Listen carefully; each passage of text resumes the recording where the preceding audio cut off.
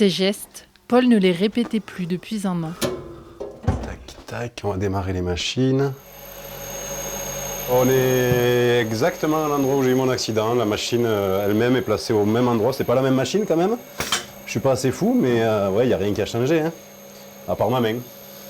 Ce fabricant d'appâts pour carpes a perdu 3 doigts et une partie de sa main l'an dernier. 9 mois après l'accident, il était déjà de retour au travail. Un métier passion, moteur dans sa convalescence.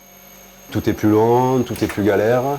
Après, c'est comme ça, on n'a pas trop le choix et plutôt que de se lamenter, il vaut mieux essayer de trouver ce qu'on peut en force en nous pour justement se battre et en être là aujourd'hui. Je suis carrément fier aujourd'hui d'en être là, d'avoir aujourd'hui, ça fait 1 an et quelques jours que j'ai eu l'accident et je suis en train de produire, je vais à la pêche, je refais des enduros.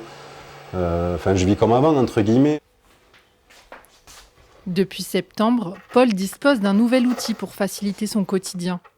Cette prothèse électrique fonctionne grâce aux contractions musculaires. Et ça nous permet de vivre à peu près normalement avec ma compagne, quoi, de retrouver un petit peu aussi la fonction entre guillemets des 2 mains et l'image aussi, même si ça reste du carbone et tout ça. Mais c'est quand même une sensation de porter quelque chose de lourd à la main. Ma main, moi aujourd'hui, ma pince, elle est très légère, je la sens presque pas au bout de mon bras, alors que ma main gauche, je sens qu'elle est beaucoup plus lourde à côté. Et donc ça rappelle un peu cet effet-là de cette sensation d'avoir ces 2 mains. Dans ce combat, Paul peut compter sur le soutien de sa famille, admiratif de sa résilience.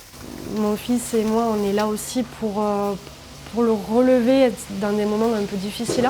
Mais honnêtement, il a ça en lui, il l'a depuis le début. Pour pouvoir monter une entreprise comme celle-ci tout seul, je pense qu'il faut quand même avoir un minimum de détermination. Et ça, il l'a. D'ici la fin de l'année, ce fabricant de bouillettes devrait déménager dans des locaux 3 fois plus grands. De quoi tourner la page et tenter de devenir une référence en la matière.